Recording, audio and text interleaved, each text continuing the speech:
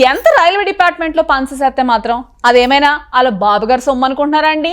కూరగాయలు కొనుక్కోవడానికి ఏకంగా రైలు ఇంజినే వాడేసుకుంటారా? అదేమైనా బైకు కారు అనుకున్నారా? కూసంతా కూడా బుద్ధి లేకపోతే ఎలా చెప్పండి? అసలు ఇలాంటి పనులు చేసే జనాలు చులకనైపోతారండి కొంతమంది.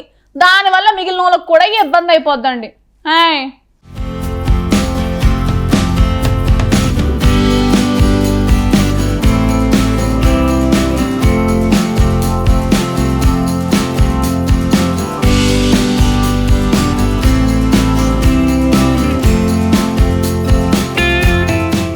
అదేదో సొంత బైకు కారు వేసుకొని కూరగాయలు కొనటానికి మార్కెట్కి వెళ్ళినట్టు చేశారు. అది కూడా ప్రభుత్వ ఆస్తిని సొంత పనులకు వాడుకున్నారు. అది కూడా ఏకంగా ఓ రైలు ఇంజన్నే వాడేసుకున్నారు.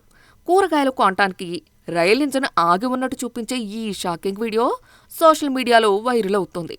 ఈ వీడియో ఉత్తరప్రదేశ్లోని సీతాపూర్ జిల్లాలోని ఖైరాబాద్ ప్రాంతంలో జరిగినట్టు సమాచారం. ఈ సంఘటన టప్పా ఖజూరియా రైల్వే క్రాసింగ్ సమీపంలో జరిగింది. అక్కడ ప్రయాణికులు దీనిని తమ మొబైల్ కెమెరాలో రికార్డు చేసి తర్వాత దానిని సోషల్ మీడియాలో షేర్ చేశారు.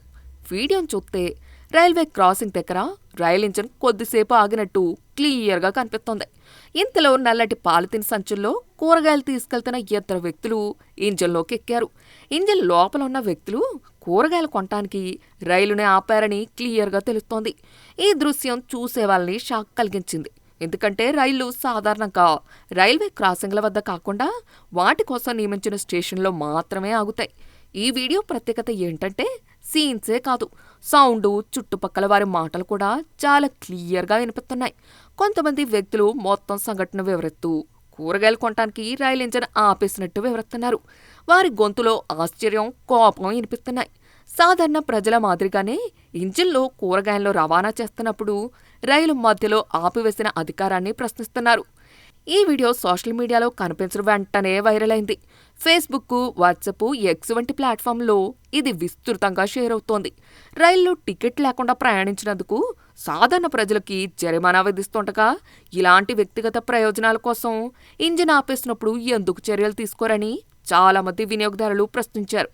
ఈ విషయంపై దర్యాప్తు జరపాలని, నియమాలను ఉల్లంఘించి ఉంటే బాధ్యులపై కఠిన చర్యలు తీసుకోవాలని డిమాండ్ చేస్తున్నారు.